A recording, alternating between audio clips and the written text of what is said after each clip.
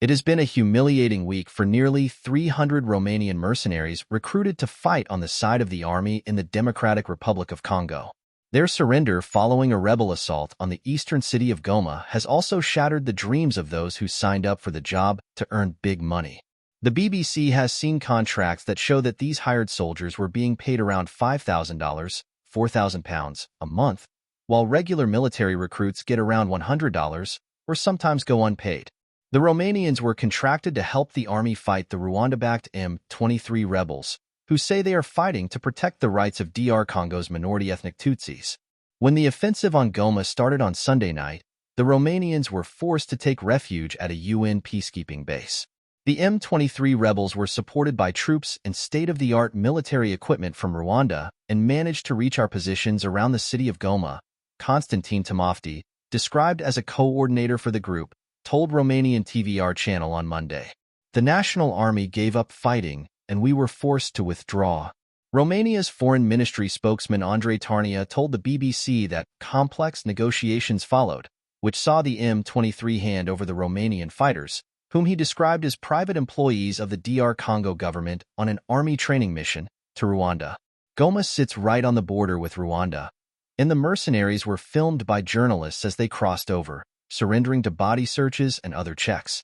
Before they crossed over, phone footage shows M23 commander William Goma berating one of the Romanians in French, telling him to sit on the ground, cross his legs, and put his hands over his head. He asked him about his military training. It was with the French Foreign Legion, the Romanian replied.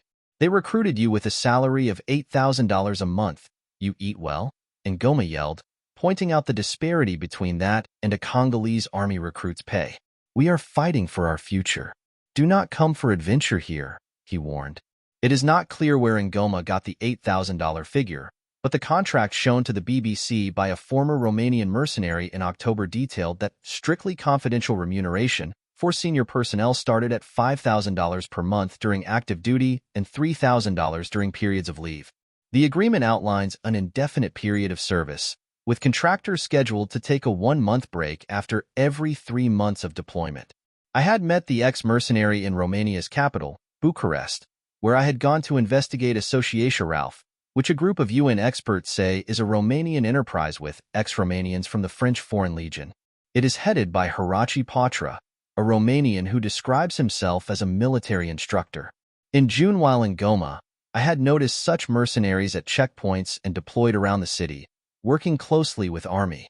Over the last 3 years, others have reported seeing them driving Congolese troops in army vehicles. When they arrived, everyone referred to them as Russian. Fiston Mahamba, co-founder of disinformation group Czech Congo, told the BBC. I think this was linked to the Russian mercenary group, Wagner, with presence in several African countries. In fact, Association Ralph may also work across Africa. Its contract stipulated that it had various operational locations, including Burkina Faso, DR Congo, Ivory Coast, Niger, Senegal, Sierra Leone, Gambia, and Guinea. The UN experts say that 2 private military companies were brought on board to bolster its forces in 2022, not long after the M23 had regrouped and begun capturing territory in North Kivu. The province has been unstable for decades, with numerous militias operating there making money from its minerals like gold and coltan, used to make batteries for electric vehicles and mobile phones. The first firm that was signed up was Ajmira RDC, headed by Olivier Bazin, a French-Congolese national. The experts say the company employed Bulgarian, Belarusian, Georgian, Algerian, French, and Congolese nationals. This outfit was tasked with refurbishing and increasing DR Congo's military air assets, rehabilitating airports, and ensuring the physical security of aircraft and other strategic locations. A second contract was signed between Congo Protection, a Congolese company represented by Thierry Congolo, and Association Ralph. According to the UN experts, the contract specified that Association Ralph had expertise and extensive experience in the provision of security management services. It would provide training and instruction to the Congolese troops on the ground by means of a contingent of 300 instructors, many of them Romanians. When I spoke to Mr. Patra in July about the extent of his group's involvement on the ground and whether it had engaged in fighting, he said, "We have to protect ourselves. If M23 attacks us, they won't simply say, "Oh, you're just instructors, go home." Mr. Patra was hands-on during the DR Congo mission until a few months ago when he returned to Romania, and has since been embroiled in a controversy amid the annulled presidential election there. He was dramatically arrested in December and has since denied providing security for the pro-Russian, far-right candidate Călin Georgescu. And since October, he has refused to return the BBC's calls. The ex-mercenary, who was in his late 40s and spoke to the BBC on condition of anonymity, said he had resigned because he was unhappy about how Association Ralph was operating. He said the Romanians did much more on the ground in North Kivu province. Only a very small number of us were actually trainers. We worked long shifts of up to 12 hours, guarding key positions outside Goma. He maintained the pay was not worth the risks the military contractors had to take. Missions were disorganized, working conditions poor. Romanians should stop going there because it's dangerous. He also claimed that proper background checks had not been done, and some of the Romanian recruits had no military training, citing as an example that one of his former colleagues was a firefighter. DR Congo's government has not replied to a BBC request for comment on whether background checks were carried out, or about the pay disparity between the private contractors and Congolese troops. The family of Vasile Badia, one of two Romanians who were killed last February when an army convoy was ambushed by the M23 fighters on its way to Sake, a frontline town near Goma, told the BBC he had been a police officer. The 46-year-old had taken a sabbatical from the force and took up the role in DR Congo because of the lucrative salary offer. The policeman was struggling to pay for an apartment he had just acquired and needed more money. Many more Romanians were lured by the prospects of a well-paid job. I met one man in Bucharest in October who was back home looking for more recruits to go to Goma. He had a military background and had done NATO tours in Afghanistan with the Romanian army.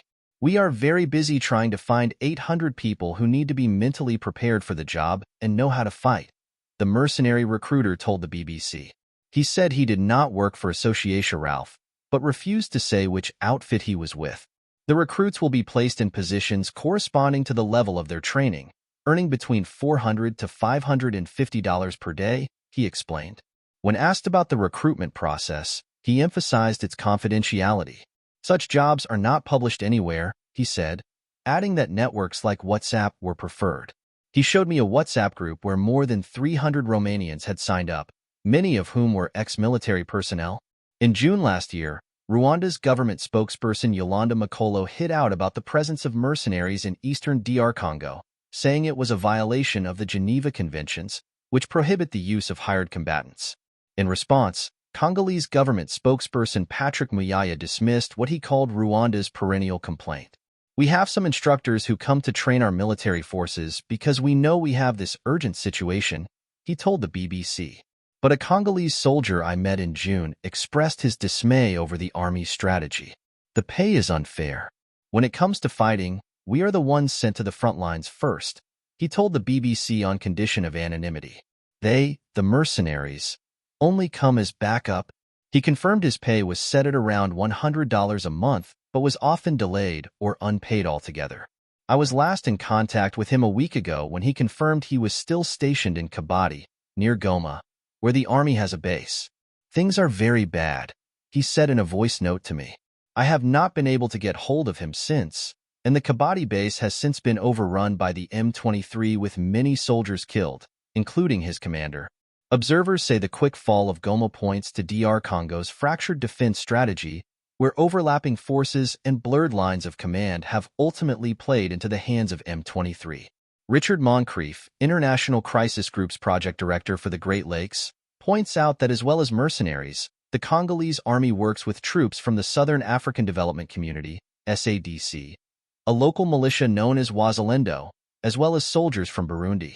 It creates a situation where it's impossible to plan military offenses where chain of command and responsibility is muddied, he told the BBC. "I think that it's important to work towards far greater coherence in the armed effort in North Kivu, probably involving a reduction in the number of armed groups or armed actors on the ground." For the ex-mercenary, the fate of his former Romanian colleagues has not come as a surprise.